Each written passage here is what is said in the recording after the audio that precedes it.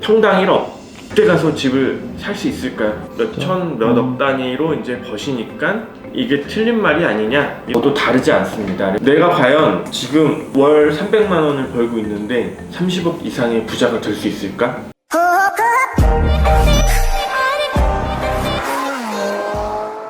네, 안녕하세요 여러분, 오프라이드 오가나입니다. 오늘은 지난번에 이어서 재테크에 관련된 이야기를 들려드릴까 합니다. 지난번에 사실 내용이 좀 되게 나름 그래도 알차다라고 생각을 하고 있었는데 제목이 좀 자극적이었던 것 같아요. 집 사지 마세요. 이 말에 다들 꽂히셔서 댓글을 되게 분분하게 달아주셨어요. 그래서 보면은 집을 안 사는 것과 못 사는 것은 천지 차이다. 이번 영상은 좀 아닌 것 같습니다. 원장님 같이 월 1,000억 단위로 버시는 분은 부동산이 필요 없음 월세 사시면 됨. 직장인들은 대출 끌어모아 집 한 채 사십시오. 라고 이제 이렇게 해주셨어요. 그래서 대체적으로 이제 어느 정도 공감은 가지만 이제 집 사지 말라는 말에 대해서 조금 부정적인 시각들이 있었어요. 그래서 그 정리를 좀 해보면은 일단은 직장인의 급여를 모아서 할 수 있는 투자가 크게 많지 않다. 그래서 내 집 마련해서 집값이 오르는 걸 기대할 수밖에 없다라는 그런 취지가 있었고, 그리고 다양한 포트폴리오의 수익원을 창출하기가 생각보다 어렵다. 그리고 원장님은 원래부터 몇천 몇억 단위로 이제 버시니까 이게 틀린 말이 아니냐, 이런 말들이 좀 있었고요. 정확하게 풀어서 설명드리려면은 집을 사는 걸 목표로 돈을 모아서 집을 사려고 하지 마시라는 말씀을 뜻합니다. 그러니까 무슨 말이냐면은 20년 뒤에 집을 살 거야. 그래서 월 300만 원씩 계속 저축을 하는 거죠. 1년에 3,600, 10년이면 3억, 20년이면 모아서 한 뭐 이자까지 해서 한 7, 8억이 됐다. 그때 가서 집을 살 수 있을까요? 7, 8억 가지고?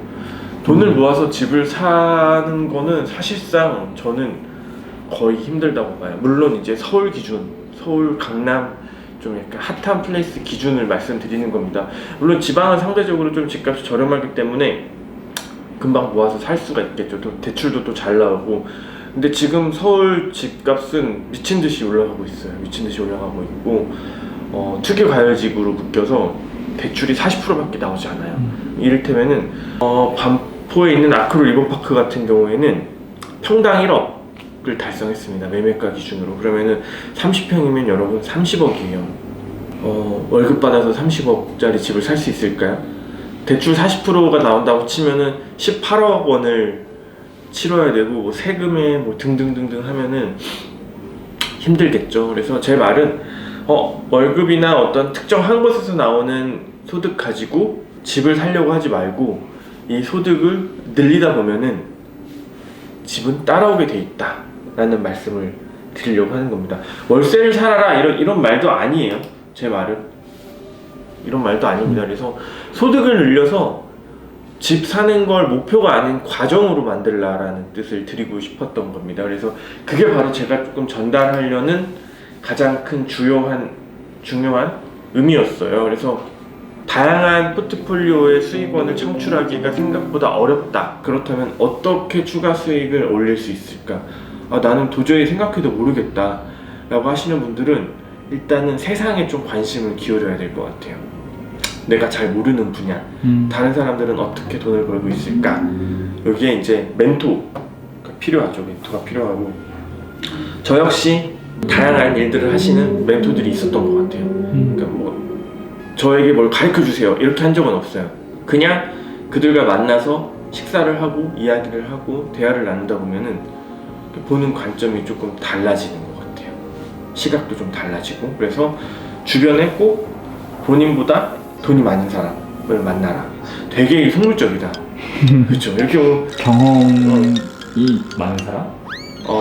아니요. 돈? 돈이 많은 사람. 네. 본인이 돈이 많다는 거는 물려받아서 돈이 많을 수도 있고, 자기 능력으로 이제 돈을 벌었을 수도 있는데, 제가 추천드리는 사람은 이제 본인 스스로 돈을 번 사람들을 주변에서 이제 많이 만나다 보고, 주변에 이제 많이 포진시키다 보면은 그들의 생각과 사고방식, 노하우가 흡수가 되게 돼 있어요. 그러다 보면 나도 어느샌가 그들과 비슷한 위치로 따라가게 되더라.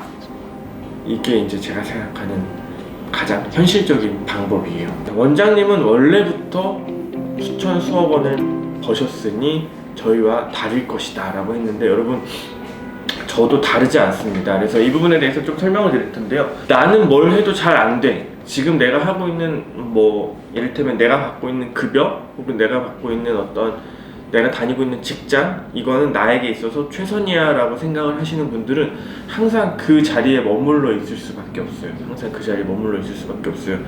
저도 불과 5년 전까지만 해도 월 소득이 급여 한 270만원, 실수령 기준 급여 한 270만원, 그리고 기타 제가 이제 조금 수익을 늘리기 시작한 게 뭐 월 한 200-300 정도였어요. 부가 수익으로 이제 투잡, 쓰리잡을 뛰어서 제가 그때 급여만 받고 가만히 있었으면 지금 이 자리까지 올 수 있었을까요? 저는 아니라고 생각을 하거든요. 그래서 누구나 시작은 되게 어려워요. 가장 어려운 게 사실 시작인 것 같아요. 쫑PD님 요즘 뭐 새로 시작한 거 있나요? 아니요, 별로 없어요. 별로 없어요. 네. 그래서 박 감독님 요즘 뭐 결심하고 하시는 거 없나요?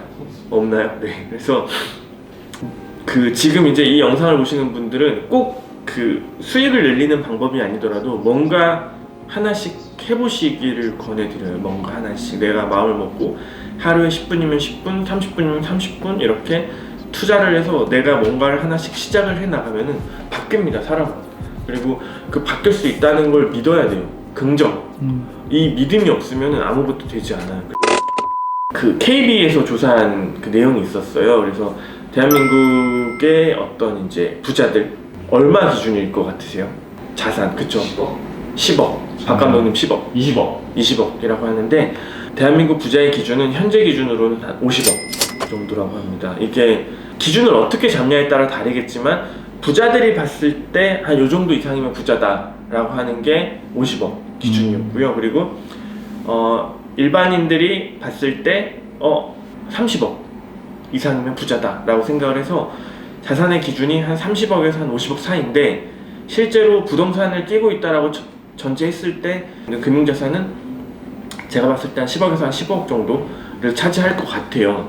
그러면 내가 과연 지금 월 300만 원을 벌고 있는데 30억 이상의 부자가 될 수 있을까? 라는 질문을 다들 한 번쯤 해보셨죠?